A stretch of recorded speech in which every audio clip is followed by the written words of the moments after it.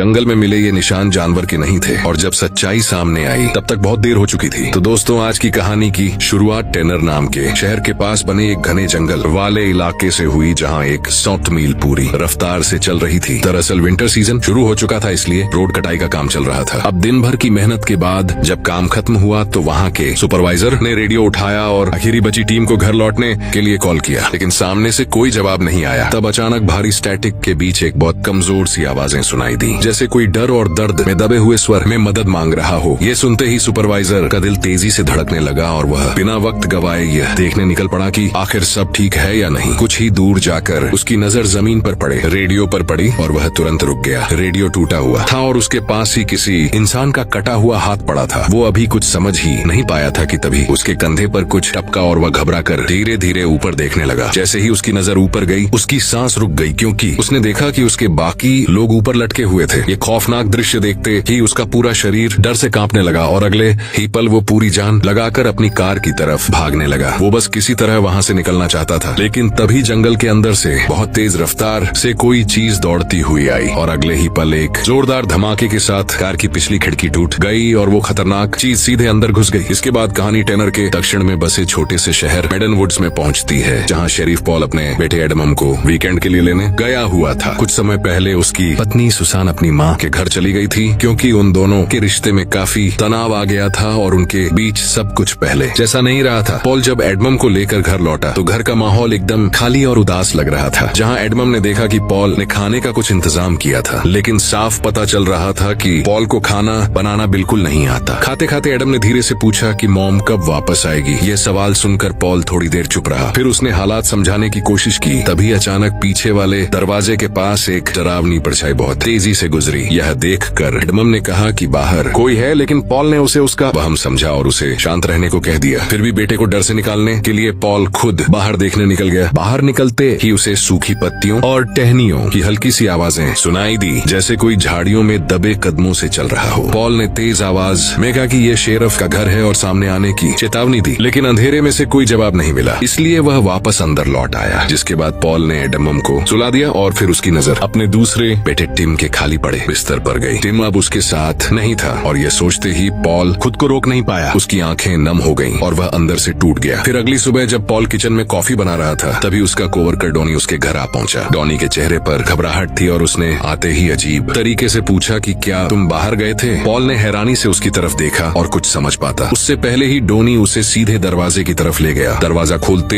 ही Donny ने नीचे जमीन की तरफ इशारा किया, जहाँ फर्श पर कुछ अजीब से निशान बने हुए थे। वो निशान घोड़े के खुर जैसे लग रहे थे, लेकिन उनकी दूरी देखकर साफ था कि उन्हें किसी जानवर ने नहीं बल्कि किसी दो पैरों पर चलने वाली चीज ने छोड़ा था। पॉल के चेहरे पर चिंता और गहरी हो गई, क्योंकि वह निशान सीधे खिड़की के सामने जाकर रुकते थे, जैसे वह चीज कुछ देर वहीं खड़ी होकर घर के अंदर झांक रही हो। तभी डॉनी ने बताया कि उसके घर के बाहर भी बिल्कुल ऐसे ही निशान मिले हैं। यह सुनते ही पॉल को एहसास हो गया कि मामला सिर्फ उसके घर तक सीमित नहीं है। जैसे ही वो बाहर नजर डालता है, उसे दिखता है कि पूरा शहर सुबह होते ही इन अजीब निशानों से भर चुका था। इसके बाद पॉल और डॉनी इन निशानों का पीछा करते हुए जंगल के अंदर गए, लेकिन हैरानी की बात यह थी कि वहाँ पहुँचते ही निशान अचानक गायब हो गए। तभी पॉल को एक पेड़ के तने पर गहरे खरोच के निशान मिले, जो किसी पंजे जैसे लग रहे थे। बाद में शरीफ ऑफिस में डॉनी घबराए हुए लोगों को संभालने में लग गया, जबकि पॉल को यह केस फॉरेस्ट सर्विस को बताना पड़ा। पॉल ने उन्हें समझाने की कोशिश की कि यह किसी ऐसे जानवर का काम हो सकता है जो दो पैरों पर चलता हो और जिसके खुर हो, लेकिन फॉरेस्ट सर्विस वाले उसकी बात सुनकर हंसने लगे। उनकी हंसी देखकर पॉल को गुस्सा तो आया, लेकिन अंदर उसके मन में भी शक पैदा होने लगा कि कहीं ये सब किसी की बेवकूफी भरी शरारत तो नहीं। तभी चर्च का फादर भी वहाँ आ गया और उसने परेशान होकर बताया कि उसका कुत्ता रात से गायब है। उसने ये भी कहा कि सिर्फ उसका कुत्ता ही नहीं, बल्कि शहर में कई लोगों के पालतू जानवर या तो अचानक गायब हो गए हैं या फिर डर के मारे भाग गए हैं। इसके बाद पॉल जब किराने की दुकान पर पहुंचा तो उसे वहीं डर और शक लोगों की आंखों में दिखाई देने लगा। तभी एक आदमी जिम आगे आया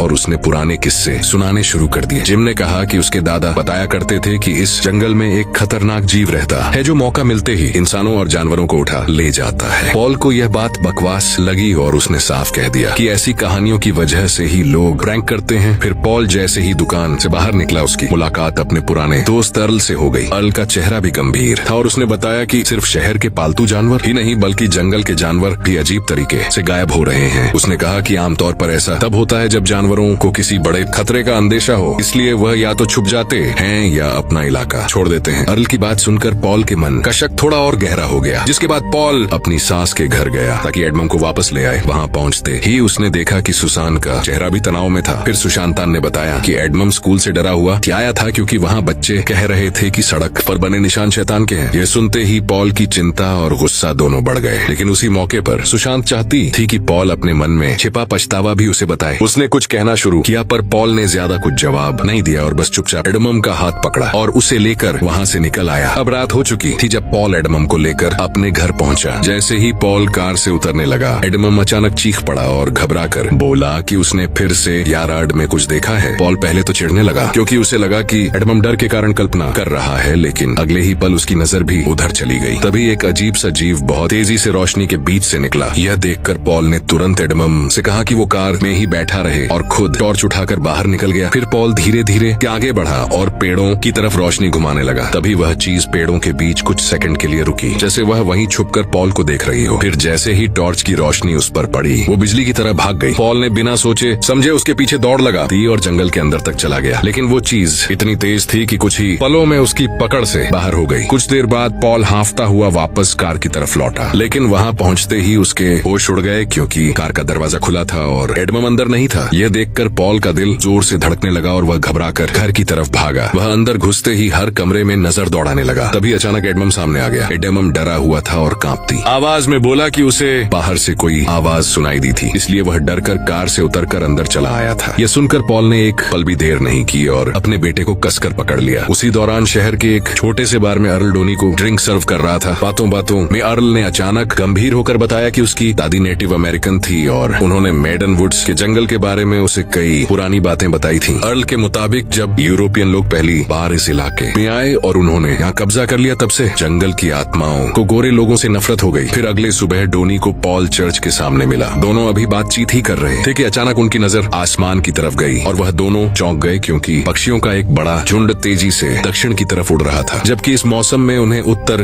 की तरफ जाना चाहिए था। डॉनी को यह देखकर अर्ल की कही हुई जंगल वाली बातें याद आ गई और उसने पॉल को भी वही बात दोहराई, लेकिन पॉल ने फिर भी इसे अंधविश्वास मानकर टाल दिया। उसने साफ कहा कि वह इन डरावनी कहानियों पर नहीं बल्कि सच्चाई और सबूत पर भरोसा करता है और वह हर हाल में इस सब के पीछे की असली वजह ढूंढ कर रहेगा। अब डोनी मन ही मन सोचने लगा कि इतना सब कुछ होने के बाद भी पॉल आखिर क्यों नहीं मान रहा कि शहर में सच में कुछ मौजूद है। दरअसल डॉनी शहर में नया था, इसलिए उसे पॉल के साथ हुई उस दुखद घटना के बारे में कुछ नहीं पता था जिसने पॉल को अंदर से तोड़ दिया था। इसी सदमे की वजह से पॉल ठीक से सोच भी नहीं पा रहा था। फिर कुछ दिन बाद जब डोनी सुसान की कार में उसकी मदद कर रहा था, तभी सुशांतान ने उसे वह बात बता दी जो पॉल के अंदर आज तक जहर की तरह फंसी हुई थी। सुशांत ने बताया कि एक दिन पॉल घर पर अकेला था और उसी दौरान टीम खेलते खेलते स्विमिंग पूल के पास फिसल गया। उसका सिर पूल के नीचे टकराया और उसी हादसे में उसकी मौत हो गई। सुशांत ने कहा कि उसने कभी पॉल को दोष नहीं दिया, लेकिन पॉल खुद को इतना दोषी मानने लगा कि उसने खुद को ही सजा देना शुरू कर दिया। उसी अपराध बोध ने उनके घर की खुशियाँ खत्म कर दी और धीरे धीरे उनका परिवार टूटने लगा। इसी वजह से सुशांत ने पॉल से अलग होने का फैसला कर लिया। खैर उसी रात पॉल और डोनी को एक फार्म से घबराई हुई कॉल आई। जब दोनों वहाँ पहुँचे तो उन्होंने देखा कि एक लड़की अपने पिता के हाथ से बंदूक छीनने की कोशिश कर रही थी क्योंकि उसका पिता डर के मारे किसी पर भी गोली चलाने को तैयार था। यह देखकर पॉल ने तुरंत बीच में आकर उस आदमी को शांत करने की कोशिश की और उसे समझाया कि घबराने से हालात और बिगड़ जाएंगे। लेकिन तभी अचानक खलिहान के पास लगा एक बल्ब जोर से फट गया और चारों तरफ अंधेरा फैल गया। उसी पल अंदर से घोड़ों की घबराई हुई तेज आवाजें आने लगी। माहौल देखते ही पॉल को समझ आ गया कि खतरा पास ही है, इसलिए उसने डोनी को आदेश दिया कि वह लड़की और उसके पिता के पास ही खड़ा रहे, जबकि पॉल खुद टॉर्च लेकर अंदर जाकर जांच करेगा। अब पॉल धीरे धीरे खलिहान के अंदर गया और टॉर्च की रोशनी में इधर उधर देखने लगा। कुछ ही देर में दीवारों पर जोर जोर से धमाके होने लगे, जैसे कोई भारी और ताकतवर चीज बाहर से अंदर घुसने की कोशिश कर रही हो। पॉल का दिल तेजी से धड़कने लगा और तभी उसे उस जीव की एक झलक फिर से दिख गई। वो झलक ही इतनी डरावनी थी कि पॉल के मुंह से चीख निकल गई। पॉल की आवाज सुनते ही डोनी तुरंत मदद के लिए अंदर दौड़ा, लेकिन तब तक वह चीज अंधेरे में गायब हो चुकी थी। अब रात किसी तरह गुजर गई और जब सुबह हुई तो दोनों दोबारा खलिहान के बाहर आए। वहाँ उन्होंने देखा कि दीवारों पर पंजों जैसी गहरी खरोंचें बनी हुई थी। तभी उस बूढ़े आदमी ने जमीन पर बने निशान दिखाए और घबराई आवाज में बोला कि ये घोड़े के निशान नहीं है, क्योंकि उनके आगे का हिस्सा 3 हिस्सों में बटा हुआ था, जबकि घोड़े के खुर ऐसे नहीं होते। अब हालात और भी खराब हो गए क्योंकि मौसम विभाग ने तेज तूफान की चेतावनी दे दी थी और अधिकारियों ने इलाके से कुछ लोगों को बाहर निकालने जाने की सलाह दी। इसी बीच पॉल को सड़क के किनारे एक मरा हुआ हिरण भी मिला और उसके शरीर की हालत देखकर समझ आ रहा था कि उसे किसी बहुत खतरनाक शिकारी ने मारा है। फिर रात को डोनी कॉफी लेने उसी स्टोर पर गया जहाँ उस बूढ़े आदमी की लड़की काम करती थी। दोनों के बीच हल्की फुल्की नजदीकी बढ़ रही थी और वे मजाक में बातें कर रहे थे। लेकिन तभी पॉल का रेडियो कॉल आ गया जहाँ पॉल ने बताया कि उसे सड़क के बीचों बीच एक और मरा हुआ हिरण मिला है। फिर वह उसे देखने के लिए कार से उतरा और पंजों के निशान जांचने लगा। तभी उसे आसपास के झाड़ियों में हलचल की आवाजें सुनाई देने लगी। तब अचानक वही जीव कार की हेडलाइट के सामने से दौड़ता हुआ निकला, जिसकी वजह से पॉल डर के मारे पीछे गिर गया। फिर वह घबराकर तुरंत कार में बैठ गया, लेकिन जैसे ही उसने सड़क की तरफ देखा, हिरण की लाश वहाँ से गायब थी। ये देखकर पॉल का भरोसा पहली बार टूटने लगा और उसे लगने लगा था कि जंगल की पुरानी कहानियों में कुछ सच्चाई हो सकती है। फिर अगली सुबह 3 शिकारी मेडन वुड्स के जंगल में शिकार करने चले गए। शुरू में उन्हें सब ठीक लगा, लेकिन कुछ ही देर में उन्हें महसूस हुआ कि कुछ बहुत गलत है। तब अचानक वह जीव उनके पास से गुजरा। एक शिकारी ने कहा कि शायद वह भालू था, लेकिन बाकी दोनों ने कहा कि वह बहुत ज्यादा तेज था। तभी अचानक उन तीनों में से एक पर हमला हो गया। उसी वक्त पॉल जंगल में नए सुराग ढूंढने गया हुआ था। वो ध्यान से आसपास देख ही रहा था कि अचानक उसे किसी बच्चे की हंसी सुनाई दी। वो आवाज बिल्कुल उसके बेटे टीम जैसी लग रही थी। यह सुनते ही पॉल का शरीर सिहर गया और उसका दिल तेजी से धड़कने लगा। तभी अचानक किसी ने पीछे से उसके कंधे पर हाथ रख दिया। पॉल डर के मारे तुरंत पलटा, लेकिन सामने कोई हमला करने वाला नहीं बल्कि एक डरा हुआ आदमी खड़ा था जो मदद के लिए गिड़गिड़ा रहा था। और वह आदमी उन्हीं 3 शिकारियों में से एक था। पॉल उसे तुरंत अपने साथ लेकर शेफ ऑफिस पहुंचा, जहां उसने अपना नाम रॉबर्ट बताया। रॉबर्ट बुरी तरह घबराया हुआ था और ठीक से बोल भी नहीं पा रहा था। कुछ देर बाद उसने बताया कि वह अपने दोस्तों के साथ शिकार कर रहा था। तभी उन पर एक बहुत ताकतवर और तेज जीव ने हमला कर दिया। रॉबर्ट को साफ याद नहीं था कि उसने क्या देखा, लेकिन वह इतना जरूर जानता था कि वह कोई सामान्य जानवर नहीं था। इसी बीच पॉल को अर्ल का कॉल आ गया और उसकी आवाज सुनकर ही पॉल को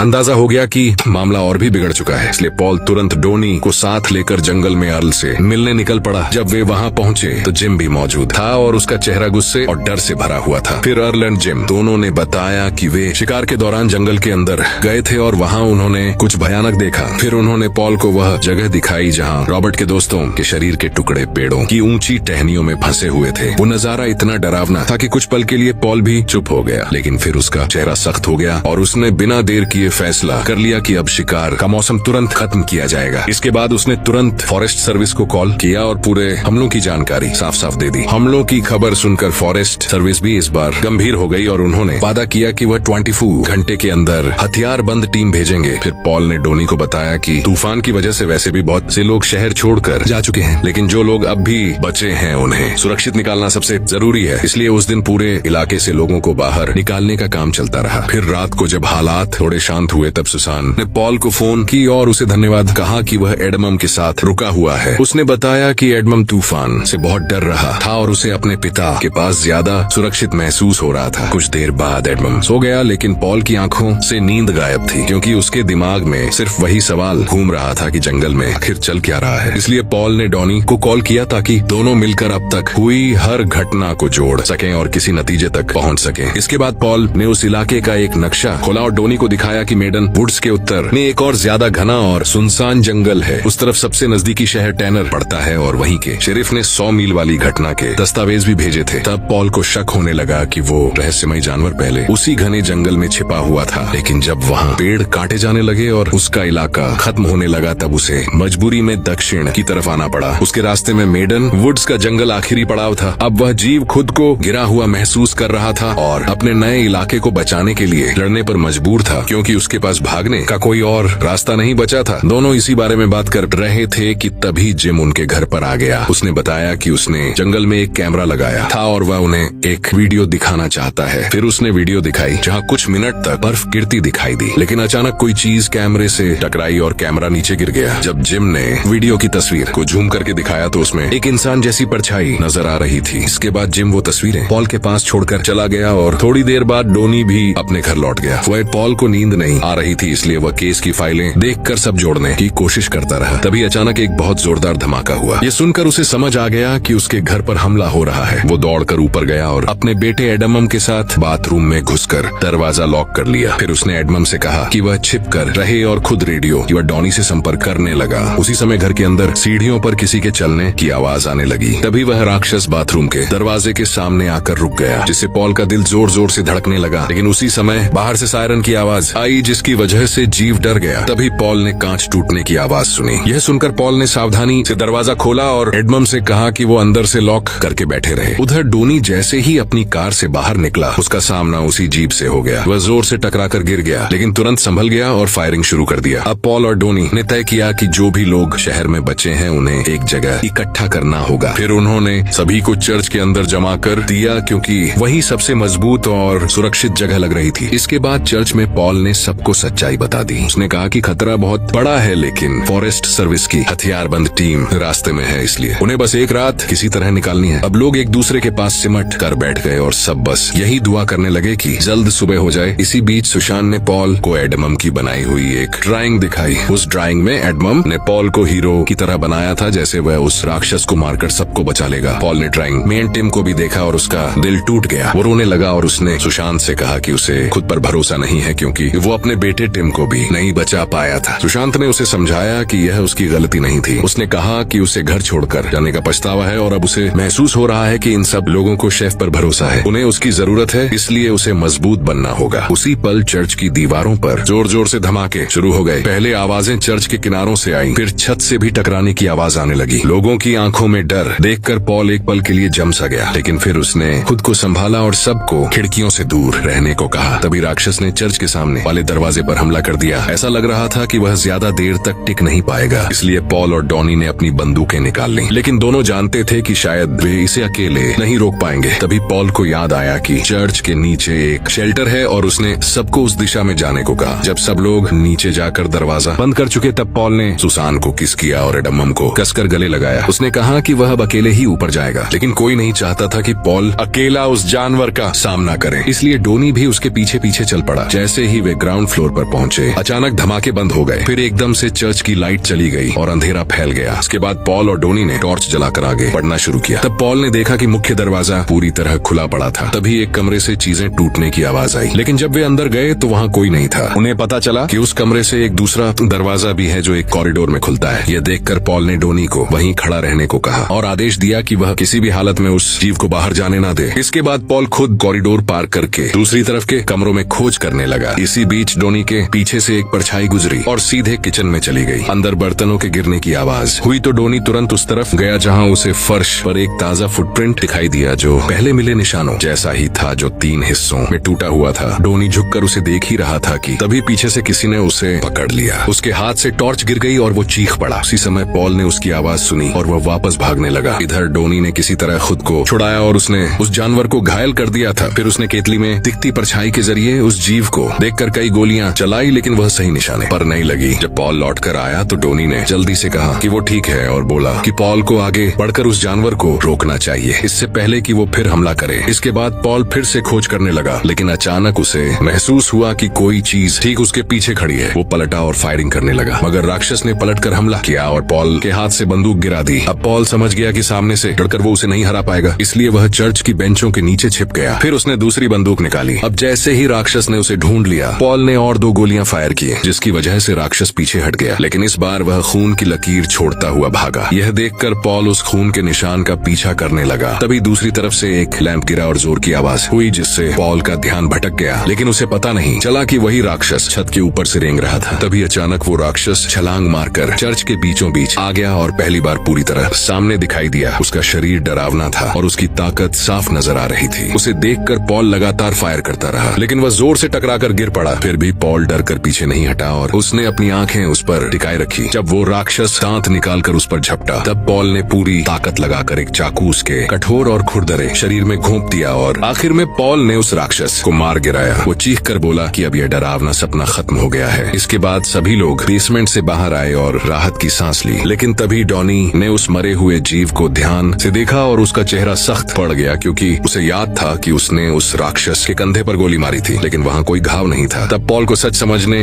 लगा और उसके चेहरे का रंग उड़ गया, क्योंकि ये कोई एक राक्षस नहीं था। चर्च के बाहर ऐसे कई और जीव मौजूद थे जो अब हमला करने के लिए तैयार खड़े थे, और इसी के साथ ये कहानी यहीं खत्म होती है। जिसे उन्होंने मारा वो आखिरी नहीं था, जंगल अभी जिंदा है। अगर आपको एक्सप्लेनेशन अच्छा लगा हो तो वीडियो को लाइक और कमेंट जरूर करें। ऐसी ही और मजेदार और अनोखी कहानियों के लिए चैनल को सब्सक्राइब करना ना भूलें।